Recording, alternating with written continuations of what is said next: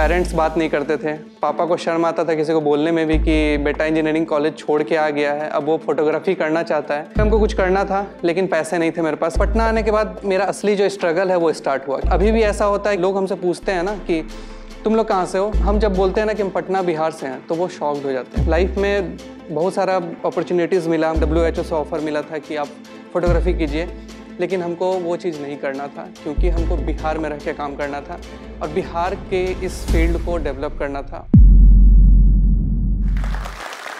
मेरा नाम सौरभ अनुराज है और हम गर्दा उड़ाते हैं। वैसे कोई और ऑप्शन बचा नहीं था, इसीलिए उड़ाते हैं। मेरा नाम भी जो है मम्मी पापा से रिलेटेड है क्योंकि मेरी मॉम का नाम अनुपमा है और पापा का नाम राजकुमार है, तो वहीं से अनुराज टाइटल आता है।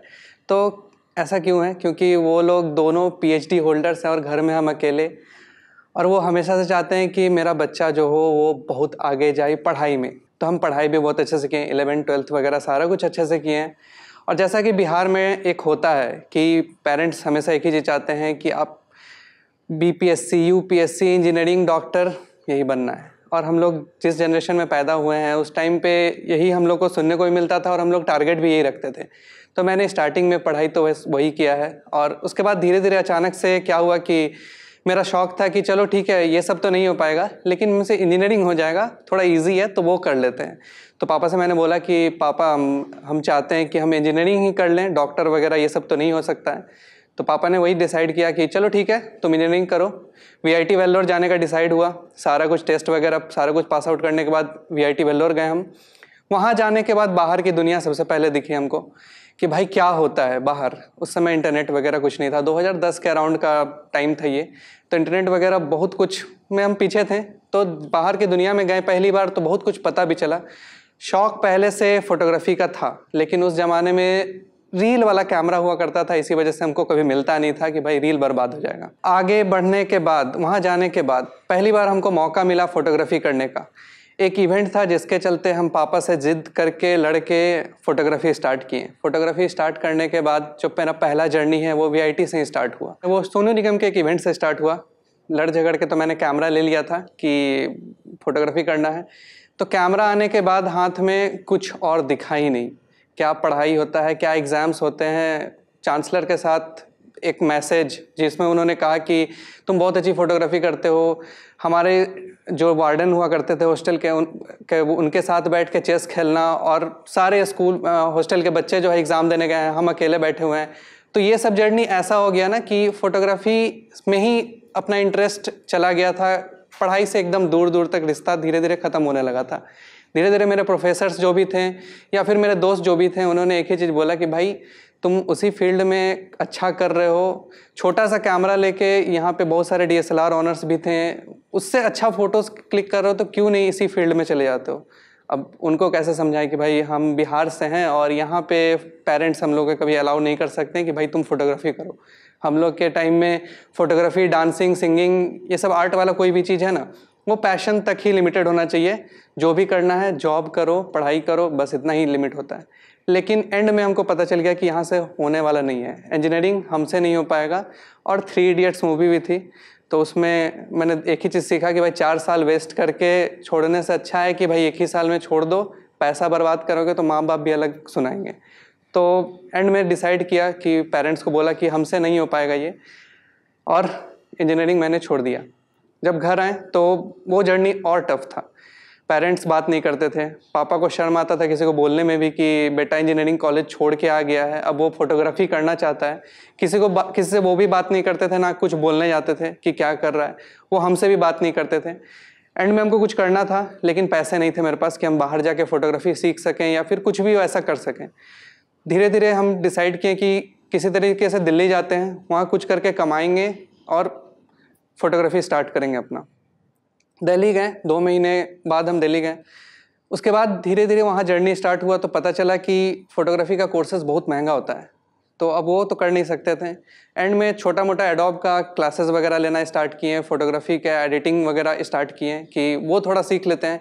और उस टाइम हम लोग का इंटरनेट भी वैसा नहीं हुआ करता था कि ट्यूटोरियल्स ईजिली मिल जाए यूट्यूब वगैरह पे, तो बहुत मुश्किल था जर्नी। बस एक ही चीज़ डिसाइड किए कि भाई जैसे हम लोग फ़ोन लेके उसको सीखते हैं, खुद से ही सीख लेते हैं, कैमरा भी खुद से सीख लेंगे। तो खुद से ही सीखना स्टार्ट किए और ऐसा हो गया कि वहाँ पे कॉलेजेस में कहीं कहीं पे फोटोग्राफी वगैरह कुछ भी होता था तो हम जाते थे, फ़ोटोज़ क्लिक करते थे। जो ऑफिशियल फोटोग्राफर्स होते थे या फिर जिनके पास DSLR होता था, कभी कभी हमारा फ़ोटो उनसे बेहतर हो जाता था, तो अप्रिसिएशन काफ़ी ज़्यादा मिलने लगा। छोटा मोटा काम भी मिल जाता था 1000-500 वाला, तो वो ज़रूरी था क्योंकि वहाँ पे सर्वाइव भी करना था। एक इवेंट हुआ था, एनिमेशन अवार्ड था, उसमें हम लोग गए। वहाँ पे काफ़ी सारे DSLR ऑनर्स थे, उन्होंने भी फ़ोटो खींचा। ईशा गुप्ता है मेरा, इमरान हाशमी दोनों आए हुए थे, उन्होंने फ़ोटोज़ खींचा, हम भी फ़ोटोज़ खींचे, पोस्ट किए। फेसबुक हुआ करता था उस टाइम।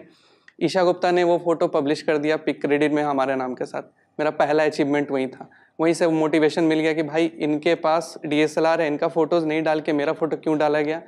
दोस्त भाई पार्टी वार्टी मांगने लगे, दिल्ली वाले जो दोस्त थे वो जेलस होने लगे। तो मतलब बहुत कुछ ऐसा हुआ कि लगा कि हाँ चलो अच्छा कुछ कर रहे हैं। और उसी में क्या होता था कि कि बिहार के लोगों को थोड़ा बाहर क्रिटिसाइज़ ज़्यादा किया जाता था, हमको भी किया जाता था।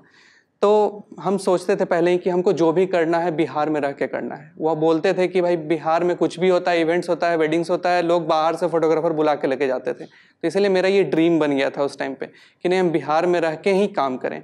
एक फ़ोटो हम लिए थे लोटस टेम्पल का, जिस दिन लोटस टेम्पल बंद था, और हम वो फ़ोटो फ्रंट से नहीं ले पाए थे, साइड व्यू से लिए थे, बाउंड्री के बाहर से, क्योंकि बहुत मुश्किल होता था मेरे लिए मेट्रो का पैसा इकट्ठा करके उतना दूर जाना, उसके बाद काम करना।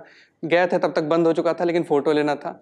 और वो फ़ोटो सोनी इंडिया वालों ने पब्लिश किया ये बोल के कि ये थोड़ा अलग एंगल मिला। उस दिन एक और चीज़ सीखने को मिला कि हमेशा वो मत करो जो और करते आए हैं, कुछ अलग करो। मेरे लिए वो मजबूरी थी कि हमको ऐसे क्लिक करना पड़ा, लेकिन एक नया एंगल मिला जिसकी वजह से हमको एक मोटिवेशन मिल गया वहाँ पे। धीरे धीरे चल के हम पटना आना था, थोड़ा बहुत पैसा कमाए वहीं रह के पटना वापस से आए। और पटना आने के बाद मेरा असली जो स्ट्रगल है वो स्टार्ट हुआ, क्योंकि यहाँ पे कोई भी प्लेटफॉर्म नहीं था जहाँ पे हम पैसा कमा सकते थे अपने फोटोग्राफी को लेके। स्टार्ट हुआ 500 रुपये का जर्नी से। दिन भर काम करते थे, सुबह को जाते थे, रात तक शूट करते थे, बिना खाए पिए रहना था। पटना में सर्वाइव करना था, 5-6 रुपये महीना का कमाना था हमको कैसे भी। तो वहीं से स्टार्ट हुआ, धीरे धीरे काम करना स्टार्ट किए। एक वेडिंग में हम शूट करने गए, जो पटना का पहला वेडिंग था। वहाँ पे हम जाके फ़ोटोज़ क्लिक कर रहे थे, संगीत का इवेंट था, अभी भी याद है।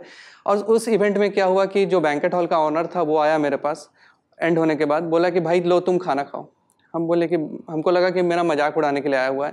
हम बोले क्यों, हम क्यों खाना खाएं। बोले कि भाई हम आज तक यहाँ पे कितने ही इवेंट्स देखे होंगे, कितने ही फोटोग्राफर्स आए होंगे, कितने भी लोग आए होंगे, यहाँ पे डांस करते हुए भी लोग हैं, लेकिन तुम्हारे जितना मेहनत करते हुए हम किसी को नहीं देखे। तो पहली बार ऐसा लगा कि लोग जो देख रहे हैं ना वो भी ऑब्जर्व करते हैं। हम उस दिन ज़मीन पे लेट के, मेरा शर्ट पूरा गंदा हो गया था, मतलब ऐसा फ़ोटोज़ लेने का कोशिश कर रहे थे। वो यही बोला कि हमको नहीं पता कि फ़ोटोज़ कैसा आया होगा, लेकिन मेहनत तुम्हारे जितना हम आज तक किसी को नहीं करते देखे।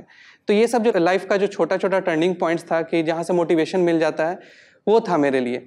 धीरे धीरे करते करते हम कैंडिड फोटोग्राफी यहाँ पे स्टार्ट किए और लोगों को बताएं कि ये सब चीज़ भी यहाँ पे होता है। धीरे धीरे लोग जो है वो बाहर से फोटोग्राफर बुलाना बंद किए और यहीं से स्टार्ट किए हम लोगों ने बहुत कम में स्टार्ट किया, लेकिन वो मेरे लिए बहुत बड़ी बात, मतलब बहुत बड़ी बात हो जाती है कि भाई एक धीरे धीरे अचीवमेंट हो जाता है मेरे लिए।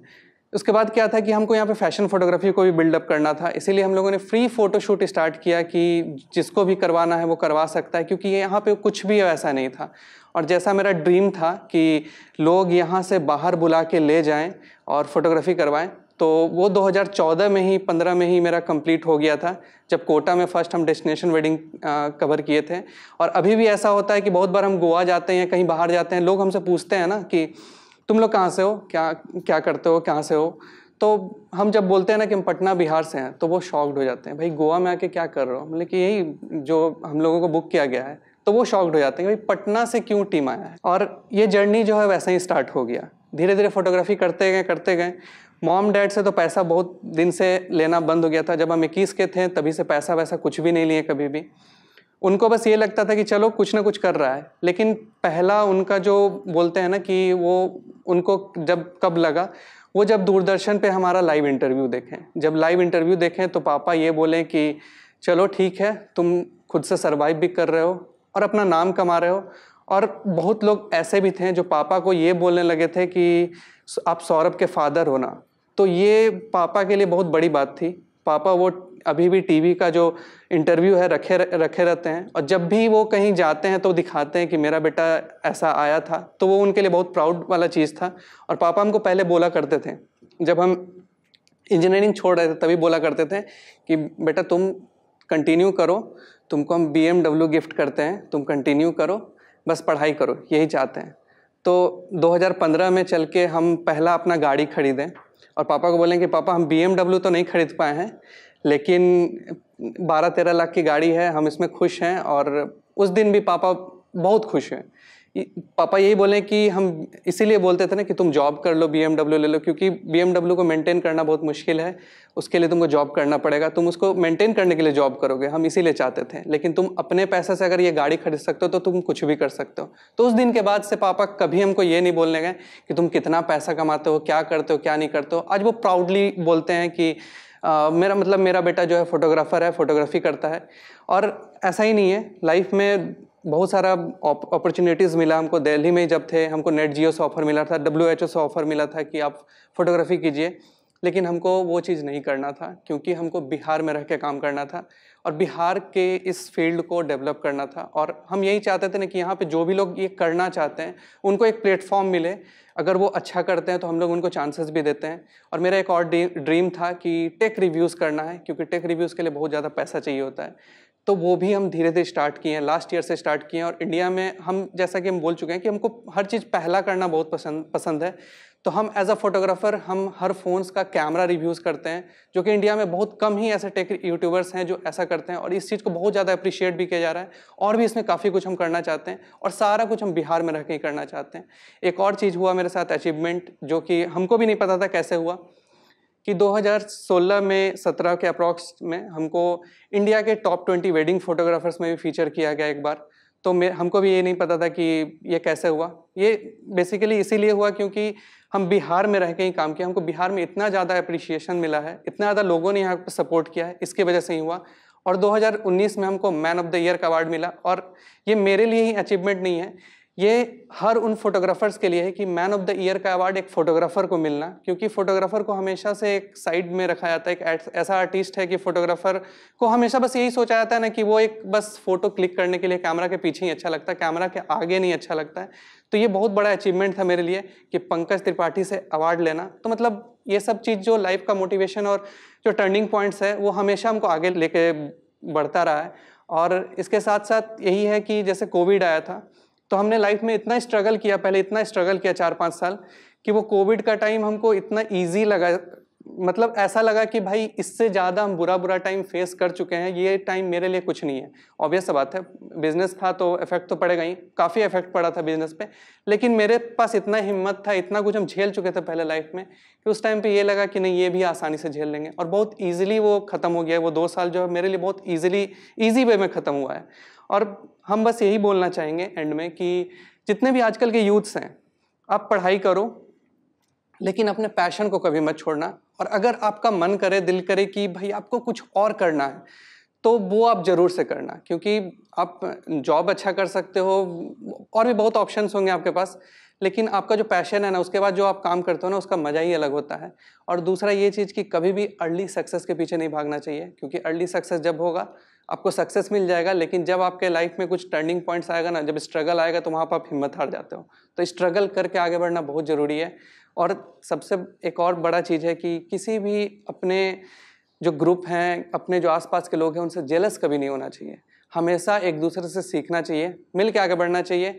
और यही चाहेंगे कि जो आप करना चाहते हैं ना, वो करो। और पेरेंट्स को मनाना बहुत मुश्किल होता है, किसी के लिए ईजी नहीं है, लेकिन लड़ना पड़ता है अपने हक के लिए ना, लड़ना पड़ता है। और अगर आप अच्छा करोगे ना, तो लाइफ में आगे बढ़ने से आपको कोई नहीं रोक सकता। इसने ढेर सारा इंस्पायरिंग स्टोरी एक से एक बढ़ के बिहारी के एकरा पर देखेला मिलतो। एकरा नाम है जोश टॉक्स बिहार।